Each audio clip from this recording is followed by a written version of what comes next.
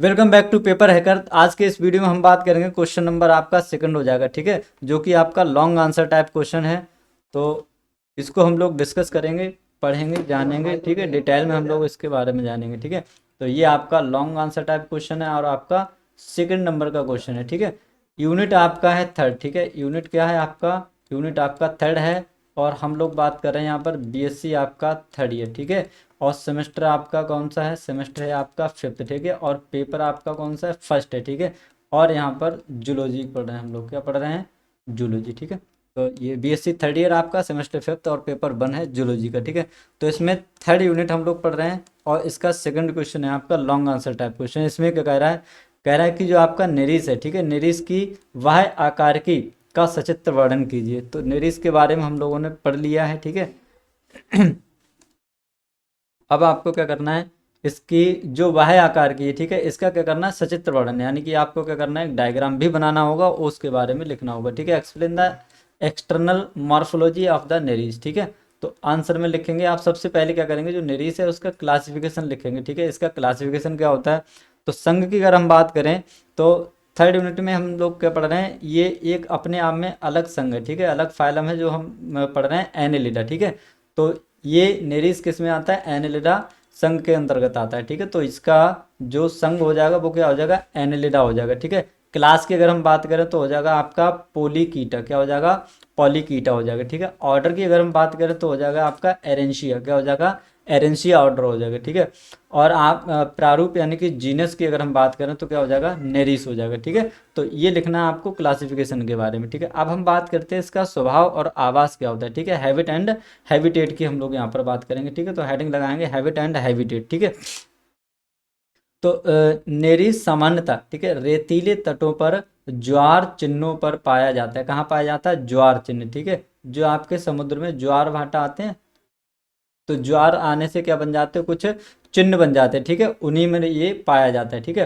कह रहा है यह अधिकांश समय बिल में रहता है। अधिक से अधिक ये कहाँ रहता है? बिलों में रहता है, ठीक है। अधिक से अधिक ये बिलों में रहता है। इसे claim worm, comma sand worm या रन वर्म कहते हैं, ठीक है। तो इसके अन्य नाम भी हैं, इसे क्लेम वर्म, सैंड वर्म और रन वर्म के नाम से भी जाना जाता है, ठीक है, नेरीज को। और कह रहा है इसकी त्वचा से स्रावित होने वाला म्यूकस इसे इसके बिल को चिकना बनाए रखता है, ठीक है। तो इनकी त्वचा से एक म्यूकस यानी कि तरल पदार्थ स्रावित होता है जो इनके गुफा को यानी कि इनके बिल को चिकना बनाए रखता है, ठीक है। इनके शरीर की गति के फलस्वरूप, ठीक है, बिल के अंदर जल का प्रवाह बना रहता है। तो जैसे ये बिल के अंदर जाते हैं तो इनके शरीर की गति से के दौरान क्या होता है? उनके बिल में जल का जो है प्रवाह बना रहता है, ठीक है। जल आता जाता रहता है। जब ये अंदर जाते हैं तो जल बाहर आ जाता है, जब ये बाहर जाते हैं तो जल अंदर चला जाता है, ठीक है। कह रहा है इस जलधारा से इसे श्वसन हेतु ऑक्सीजन की प्राप्ति होती है, ठीक है, जलधारा से। यह रात्रिचर यानी कि नेक्ट्रल तथा मांसाहारी होता है, ठीक है। कैसा होता है? कार्निवोरस होता है। और कैसा होता है? रात्रिचर होता है, ठीक है। यह अपने बहिर्सारित प्रोबोसिस शिकार को पकड़ता है, ठीक है। किसको पकड़ता है? अपने बहिर्सारित प्रोबोसिस शिकार को पकड़ता है। इसके बाद यह शिकार को बिल में खींच लेता है, ठीक है। और बिल में शिकार को खींच लेता और खा जाता है, ठीक है। शिकार को अंदर लेके बिल में ले जाकर उसको खा लेता है। कभी कभी यह बिल से निकलकर पत्थरों या समुद्री पौधों में छुप जाता है, ठीक है। तो बिलों से बाहर आ जाता है और कहाँ? पत्थरों या समुद्री पौधों के नीचे ये छुप जाता है। जनन काल में यह अपना बिल स्थायी रूप से छोड़ देता है। जब जनन का जो समय आता है उस समय ये क्या करता है? अपने बिल को छोड़ देता है और जल की सतह पर इधर से उधर दौड़ता रहता है, ठीक है। अब बिल में ये नहीं जाता है जनन के दौरान। इस स्थिति में यह हेट्रोनेरीज अवस्था प्राप्त कर लेता है। तो अभी जनन वाली जो स्थिति होती है उस स्थिति को क्या कहते हैं? हेट्रोनेरीज कहते हैं, ठीक है। तो ये हो गया इसका स्वभाव तथा आवास, ठीक है। अब बात करेंगे इसकी बाह्य आकार की, ठीक है, जिसे हम कहते हैं एक्सटर्नल मॉर्फोलॉजी, ठीक है। तो हेडिंग लगाएंगे एक्सटर्नल मॉर्फोलॉजी। इसमें सबसे पहले आकृति एवं परिणाम की बात करेंगे, ठीक है। शेप एंड साइज के बारे में लिखना है कि इसकी शेप और साइज कैसी होती है, ठीक है।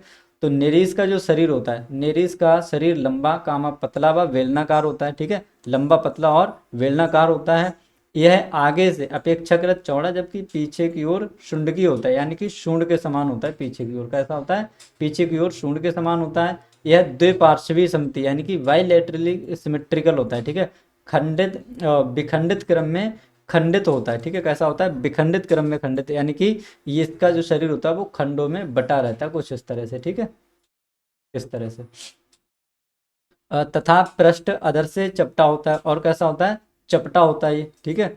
इसकी पृष्ठ सतह अवतल तथा अधर सतह चपटी होती है। पृष्ठ सतह कैसी होती है? अवतल, यानी कि थोड़ी सी उठी हुई, और नीचे वाली, ठीक है, जिसे हम कहते हैं अधर सतह, वो कैसी होती है? चपटी होती है, ठीक है। तो ऊपर वाली सतह जो जिसे हम क्या कहते हैं? पृष्ठ सतह, ठीक है, वो कैसी होती है? थोड़ी उठी हुई, और नीचे वाली अधर सतह कैसी होती है? चपटी होती है, ठीक है, फ्लैट होती है, जिसके थ्रू ये रेंगता है। वयस्क नेरिस कुछ सेंटीमीटर से 40 सेंटीमीटर तक लंबा होता है, ठीक है। तो कुछ सेंटीमीटर से कितना होता है? ये 40 सेंटीमीटर लंबा होता है आपका वयस्क नेरिस की बात करें। नेरिस की विभिन्न जातियों का रंग अलग अलग होता है, ठीक है। तो इनकी जो जातियां हैं वो अलग अलग रंग की देखने को आपको मिलती हैं, ठीक है।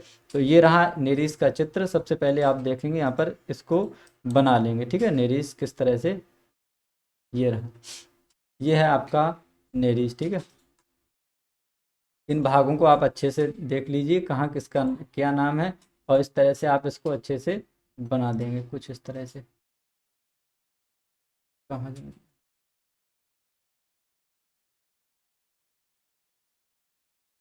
ठीक है, इस तरह से आप अच्छे से बना लेंगे। यहाँ पर थोड़ा सही नहीं बन पा रहा, आप वीडियो को पॉज करके और अच्छे से बनाना सीख लेना, ठीक है, इस तरह से। बाकी ये ऐसे ऐसे बना देना। इन्हें क्या कहते हैं? पैरापोडियम कहते हैं, ठीक है, जो बाहर निकले होते हैं, पैरापोडिया इन्हें कहलाते हैं। बाकी इधर वाला यहाँ से यहाँ तक नीचे तक का जो भाग होता है, ठीक है, ये सेक्सुअल रीजन होता है। कैसा होता है? सेक्सुअल रीजन होता है नीचे वाला। और यहाँ से ऊपर वाले भाग को क्या कहते हैं? यहाँ तक के भाग को कहते हैं नॉन सेक्सुअल रीजन, ठीक है। इस वाले भाग में सेक्सुअल ऑर्गेजम नहीं पाए जाते, ठीक है। बाकी ये जो धागे समान जो मूछे टाइप जिन्हें हम कहते हैं वो दिखाई दे रहे हैं, इन्हें कहते हैं किडनी, ठीक है। क्या कहते हैं? सिरनी, सिरी कहते हैं, CIRRI लिखा है, ठीक है, सिरी कहते हैं। बाकी एक यहाँ पर संरचना है, इसे कहते हैं टेंटिकल, ठीक है। क्या कहते हैं? इन्हें टेंटिकल कहते हैं, और इसको लिखते हैं पाल्प, ठीक है। तो इसकी संरचना आप अच्छे से बनाना सीख लेना। ये होता है एनल सिरी, ठीक है, जो सबसे नीचे आपको दो संरचनाएं ऐसी दिखाई देती है, ठीक है, पीछे, इन्हें कहते हैं एनल सिरी। तो इस तरह से क्या करेंगे आप? इसका चित्र बनाना अच्छे से सीख लेंगे, ठीक है।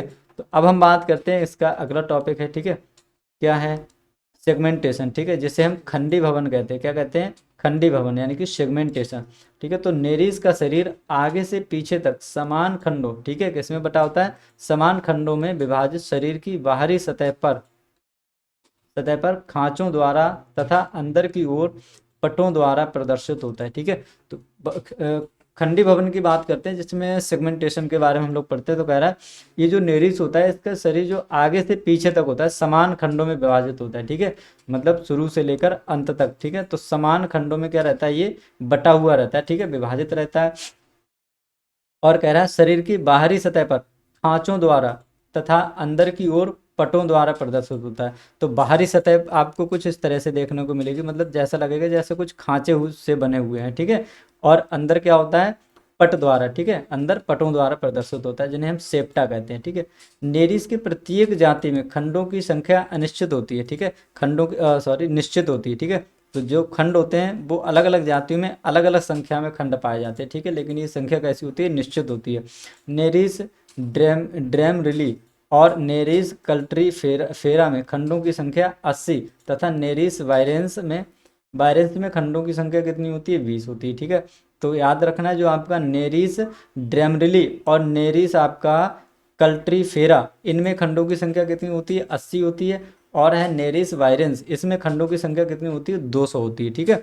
तो खंडों की संख्या अलग अलग जातियों में फिक्स होती है। इसके बाद लिखना है शरीर का विभाजन, ठीक है, डिवीजन ऑफ बॉडी। शरीर का विभाजन कैसा होता है? ठीक है, कितने खंडों में ये बटा रहता है, क्या होता है? नेरिस के शरीर में 3 स्पष्ट भाग होते हैं। वो 3 स्पष्ट भाग क्या है, एक एक करके यहाँ पर हम लोग जानेंगे, ठीक है। 3 स्पष्ट भाग, सिर होता है इनका, धड़ होता है और गुदाखंड होता है, ठीक है। तो शरीर 3 भागों में बटा रहता है, सिर, धड़ और गुदाखंड, ठीक है, जिसे हम एनस कहते हैं। तो पहले हम लोग पढ़ेंगे सिर के बारे में, ठीक है। तो हेडिंग लगाएंगे आप, सबसे पहले सिर लिखेंगे कि नेरिस के शरीर का अग्र भाग स्पष्ट से सिर में परिवर्तित होता है, ठीक है। तो आगे वाला जो भाग होता है वो किसमें? सिर में बटा रहता है, ठीक है। और कह रहा है इसमें दो भाग होते हैं। अब सिर जो है, सिर भी आपका दो भागों में बटा रहता है, पेरिस्टोमियम और दूसरा आपका प्रोस्टोमियम, ठीक है। तो सिर भी आपका दो भागों में बटा रहता है, पेरिस्टोमियम और आपका प्रोस्टोमियम, ठीक है। तो अब सिर के अलग अलग भागों का अध्ययन करना है। जो आपका पेरिस्टोमियम होता है वो क्या होता है, ठीक है। तो अब यहाँ पर नंबर 1 डालेंगे पेरिस्टोमियम, ठीक है।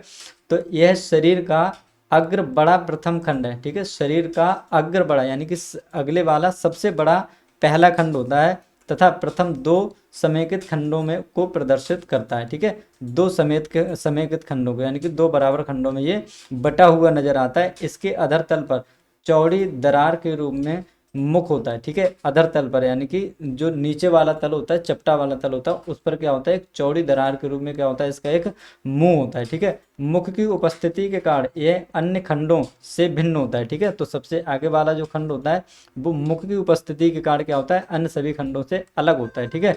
इसकी लंबाई धड़ के अन्य खंडों से बड़ी होती है। तो जो मुख का खंड होता है वो क्या होता है, धड़ के अन्य खंडों से इसकी लंबाई क्या होती है, ज़्यादा देखने को आपको मिलती है, ठीक है। यहाँ पर मुख रहता है।